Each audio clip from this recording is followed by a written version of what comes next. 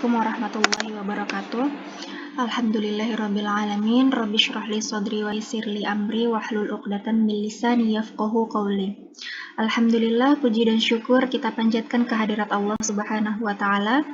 Pada hari ini kita diberikan kesempatan untuk bisa bertemu kembali di pembelajaran ekonomi meskipun pertemuan kita secara virtual ya, tapi mudah-mudahan tidak mengurangi esensi atau nilai dari pembelajaran yang akan kita laksanakan pada hari ini. Oke, untuk hari ini kita akan belajar masuk ke bab 2. Yang lalu kita belajar tentang konsep dasar ilmu ekonomi ya, baik itu pengertian ekonomi, pembagian ilmu ekonomi, kemudian kebutuhan sebagai barang sebagai alat pemenuh kebutuhan, dan lain sebagainya. Nah, untuk hari ini kita akan belajar tentang masalah ekonomi dalam sistem ekonomi. Di bab 1 kemarin kita sudah sempat menyinggung tentang permasalahan ekonomi ya. Jadi inti dari permasalahan ekonomi itu sebenarnya adalah kelangkaan. Kelangkaan itu sendiri seperti yang sudah kita bahas adalah kebutuhan itu tidak sebanding dengan jumlah alat pemenuh kebutuhannya ya, itu yang menyebabkan kelangkaan. Faktor-faktor pemenuh kebutuhannya itu jumlahnya terbatas, sementara kebutuhan dan keinginan manusia tidak terbatas. Maka terjadilah kelangkaan yang merupakan masalah inti dari ekonomi. Nah, untuk di bab ini kita tidak hanya akan belajar tentang masalah ekonomi secara mendalam saja, tapi juga tentang sistem ekonomi itu sendiri. Sistem ekonomi itu banyak ya, ada campuran, ada komando, ada terpusat, dan lain sebagainya. Hari ini akan kita bahas. Nah, yang pertama, kita tujuan pembelajaran dulu ya. Jadi tujuan pembelajaran kita hari ini adalah yang pertama menyebutkan permasalahan pokok ekonomi, baik itu pokok ekonomi klasik maupun modern ya. Kemudian yang kedua, mengidentifikasi sistem ekonomi. Nah, sistem ekonomi itu kan banyak ya, jadi kita mau mengidentifikasi berdasarkan ciri-cirinya gitu. Yang ketiga, mengidentifikasi sistem ekonomi yang ada di Indonesia. Jadi setelah kita tahu apa saja sih sistem ekonomi yang ada di dunia, kemudian kita akan mempelajari apa sistem ekonomi yang digunakan oleh Indonesia. Lanjut. Ini dia masalah pokok ekonomi. Kalau di bab lalu kita belajar masalah pokok ekonomi itu adalah kelangkaan, sekarang kita akan belajar ternyata masalah pokok ekonomi itu terbagi menjadi beberapa. Yang pertama, pokok masalah ekonomi klasik ya. Pokok masalah ekonomi klasik ini dilihat dari sudut pandang yang sangat sederhana. Yang pertama dari masalah produksi. Barang apa sih yang mau diproduksi gitu ya? Jenis barang apa yang mau diproduksi. Kemudian yang kedua adalah masalah distribusi. Masalah distribusi itu adalah masalah di mana bagaimana cara mendistribusikan atau menyalurkan barang yang sudah diproduksi gitu. Itu ya, masalah distribusi. Terus masalah konsumsi. Kalau masalah konsumsi ini berkaitan dengan siapa yang menggunakan barang yang sudah diproduksi dan didistribusikan tadi gitu. Jadi ini masalah pokok ekonomi klasik. Cuma 3. Yang pertama, apa barang yang harus diproduksi. Yang kedua, bagaimana cara mendistribusikannya atau menyalurkannya ya. Kemudian yang ketiga,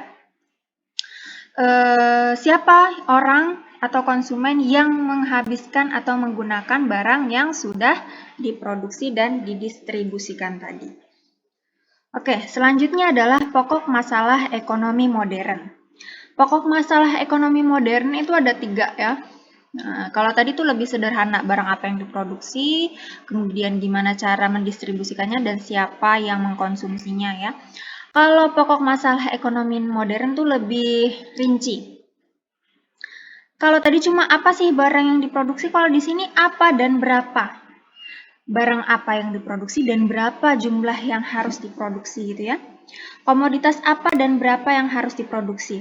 Dengan kata lain, berapa banyak barang dan jasa yang harus dibuat. Barang dan jasa apa yang dibuat dan kapan barang dan jasa itu dibuat. Nah, jadi permasalahannya adalah jenis dan jumlah barang serta jasa yang harus dihasilkan oleh suatu perekonomian itu. Nah, pertanyaan itu mengacu pada masalah barang dan jasa jenis apa yang dibutuhkan dan perlu dihasilkan. Misalnya, dalam kurun waktu 1 tahun, beras dan jenis bahan makanan lain apa yang harus dihasilkan oleh suatu masyarakat gitu ya. Berapa jumlah dan jenis kendaraan yang harus diproduksi untuk memenuhi kebutuhan sarana transportasi dalam negeri? Nah, untuk bisa memecahkan masalah tersebut, produsen atau pemerintah harus melakukan analisis pasar untuk menentukan barang atau jasa yang dibutuhkan oleh masyarakat. Hal tersebut untuk memperoleh kepastian bahwa barang dan jasa tersebut memang betul-betul dibutuhkan gitu ya. Jadi apa sih jenis barangnya dan berapa jumlah barangnya serta kapan waktunya yang tepat, berapa lama waktu yang tepat untuk menghasilkan produk tersebut gitu ya. Yang kedua, bagaimana, how. Kalau tadi yang kedua, masalah distribusi ya. Kalau yang ini bagaimana? Bagaimana cara memproduksinya dan siapa yang memproduksinya gitu ya. Butuh karyawan yang seperti apa? Butuh bahan baku yang seperti apa? Ini yang disebut dengan bagaimana atau how. Bagaimana atau how komoditas harus diproduksi? Dengan perkataan lain, produksi ini dilakukan oleh siapa dengan gabungan faktor produksi yang mana serta teknik seperti apa. Gabungan faktor produksi itu maksudnya bahan baku ya, kemudian mesin, peralatan-peralatan untuk membuat produk tersebut itu ya. Kemudian tekniknya seperti apa, cara membuatnya seperti apa. Jadi bagaimana ini berkaitan dengan bagaimana cara memproduksinya, siapa yang memproduksinya, karyawan yang seperti apa, tekniknya bagaimana, kemudian bahan bakunya seperti apa, bagaimana cara membuatnya, begitu ya. Yang ketiga, bagi siapa atau forum. Nah, bagi siapa atau forum ini berkaitan dengan untuk siapa barang tersebut diproduksi ya.